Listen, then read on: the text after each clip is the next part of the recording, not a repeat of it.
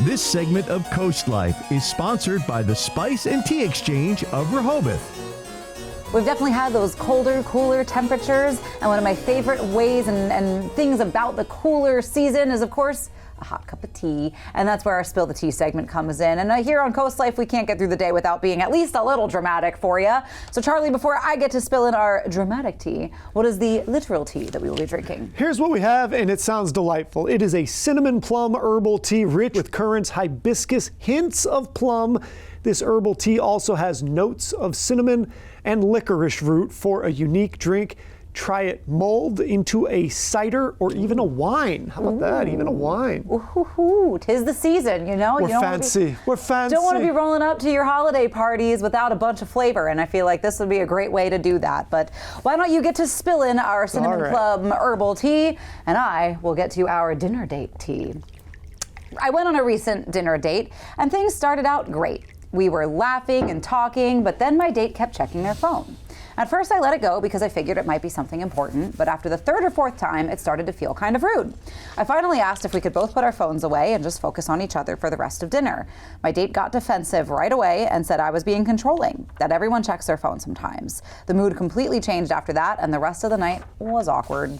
I'm now wondering if I overreacted or if I had the right to feel disrespected. Was I wrong for asking them to stay off their phone during our date? Not only was she not wrong to ask that, a couple things here. I think he was probably getting text from some other girl. I thought the same thing. I am almost positive that that's what's going on, because I think it's the only reason that somebody like in the middle of a date would be checking into something else.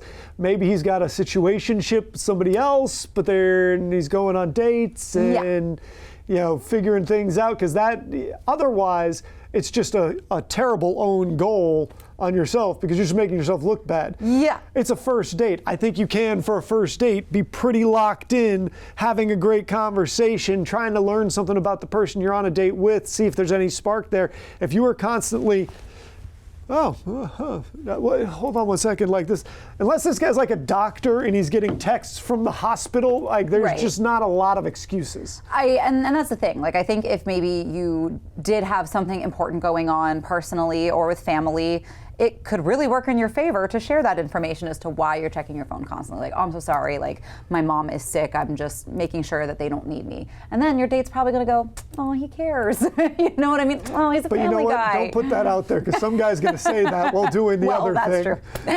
That's true, but I think honesty can also go much, much farther than weirdly getting defensive for no reason. And I think especially in a world of dating apps, it wouldn't be an unreasonable assumption to say, like, this guy's either swiping already or he's talking to other girls or whatever the case may be. It is not all about this date. And I do think that maybe most first dates ought to be largely phone free and saying, hey, we're going to put these away. Honestly, most dates should be phone free. Even dates with my wife now, we try and set the phones aside so that we can connect and have great conversations, because that's what you're there to do. You're there to connect.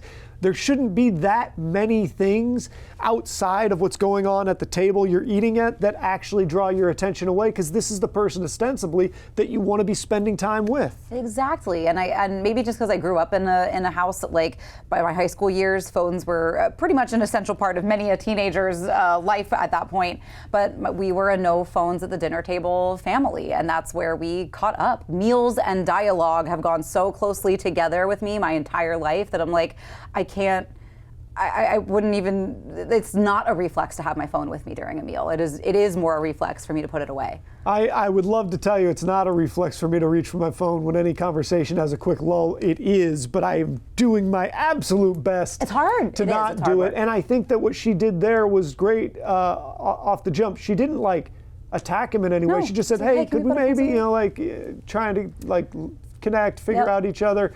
Can we put these aside? That is the right thing to do in that situation. The fact that he got defensive again is why I immediately go, red flag. What's going on here? Red flag. So no, I think she is perfectly reasonable. It also shows that he's just not that in the moment, not that committed. And if that's the truth, then you don't need that person. Yeah, exactly. But what you do need, cinnamon plum herbal tea. Let's give it a shot. Oh. That's very yummy. I do love a good cinnamon. I got to be honest. Cinnamon Me is too. always real high on my list of tastes. And it's got just enough sweetness too, like you wouldn't need to add a sugar. But you can find it at the Spice and Tea Exchange on Rehoboth Avenue in Rehoboth Beach, along with many other spices and teas and flavors for the season. So we'll give you a minute to think through your shopping list, but there's more Coast Life coming your way.